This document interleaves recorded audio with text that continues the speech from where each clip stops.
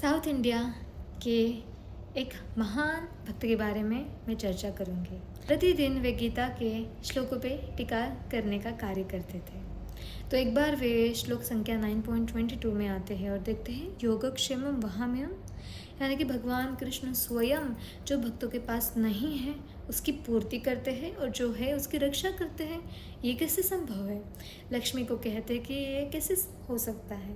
भगवान के पास इतने सारे पार्षद हैं, अपने किसी भी एजेंट के थ्रू ये कार्य कर सकते हैं, उन्हें स्वयं आने की क्या ही आवश्यकता है? तो पेन लेके उसे काट देते हैं। ये मुझे सही नहीं लग रहा है, ये मुझे सत्य नहीं लग रहा है। फिर कहते हैं कि मैं जा रहा हूँ स्नान करने, आप प्रसाद रेडी रखना। अभी लक्ष्मी जब रसोई घर में जाती है कि कुछ भी न था, वे काफ़ी साधारण ब्राह्मण थे, है ना, not so well to do. तो देखते देखते अभी कैसे मैं प्रसाद बनाऊँ, तभी उनके दरवाजे पे नॉक होती है। वो दरवाज़ा खोलती है और देखती है कि दो बहुत ही सुंदर से बच्चे खड़े हुए हैं और बहुत सारा सामान उन्होंने लाया है। जब वो सामान नीचे रखते हैं अपने कंधों से और खोल के दिखाते हैं, देखो यह ढेर सारे अनाज है, फल फूल है, यहाँ पे घी है, तेल है, आप इससे प्रसाद बनाओ। वो कहते कि आपको ये सब किसने भेजा? और आपकी ये उसे पीठ पर उनके निशान दिखाई पड़ते हैं, बच्चों के पीठ पर ऐसे मारे हुए निशान होते हुए। कहते कि आपके पति ने हमें मारा जब हमने कहा कि ये बहुत हैवी है, भारी है, हम उठा नहीं सकते।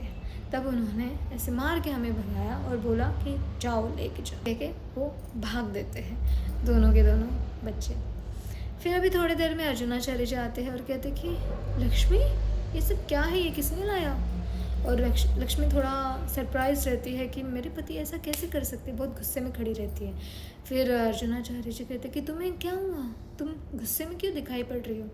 तो वो कहती है कि मुझे आपसे ये अपेक्षा नहीं थी। अर्जुनाचार्य जी कहते कि क्या आपने इतना किया? दो मासूम बच्चों को इतना मारा, कितने नन्हे मुन्ने प्यारे बच्चे थे वो। क्या बात कर रही हो?